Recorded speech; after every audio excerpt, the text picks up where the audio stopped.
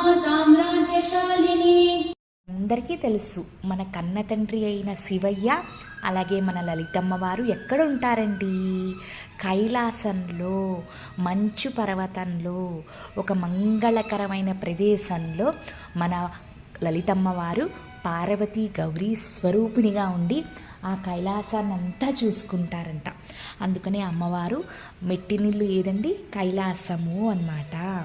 అలాగే మన అమ్మవారి చేతులు కలువు పువ్వులు తాలూకా రెక్కలు ఉంటాయి కదండి, ఎంత మృదువుగా ఉంటాయో అంత అందంగా కోమలంగా ఉంటాయంట.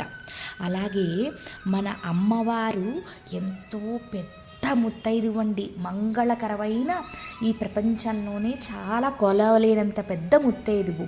ప్రతి ఇళ్లల్లోని, ప్రతి గుళ్ళల్లోని రోజు ఉదయము సాయంత్రము నిత్యము అమ్మవారిని అందరూ ఆరాధిస్తారు.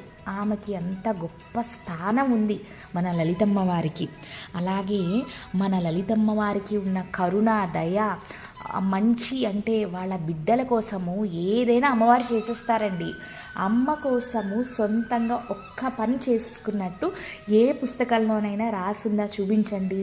అలా చేసినా సరే దానికి ఒక పరమార్థం ఉంటుందని నేనైతే భావిస్తానండి. ఊరికి కూడా ఛత్రపతి శివాజీ లాంటి రాజు ఉంటే ఆ ఊరి ఎంతో బాగుపడుతుంది, సురక్షితంగా ఉంటుందని మనకి పుస్తకాలలో చెప్పేవారు. అలాంటి రాజులు ఎంతో పెద్ద వీరులు, ధీరులు అని మనందరం చిన్నప్పుడు పుస్తకాలలో తెలుసుకున్నాం. మరి ఒక్క ఊరి రాజుకే అంత పేరుంటే మన లలితమ్మ ముందు ఎన్నో వేల ప్రపంచాలు పుట్టుకొస్తాయి, అంతమవుతాయి. అన్నీ కూడా అమ్మవారి కనురెప్ప మూసి తెరిచే లోపులు చీటిక వేసినంత సులువుగా ఒక శ్రీ మహారాజ్ని, ఒక పెద్ద పట్టపురాణిలాగా ఈ ప్రపంచాలన్నీ చాలా సులువుగా పరిపాలించేస్తారండి. అమ్మవారికి అంత శక్తి ఉంది అని ఈ 117వ శ్లోకము మనకి వివరిస్తోంది. శ్రీమాత్రే నమః. Thank you so much.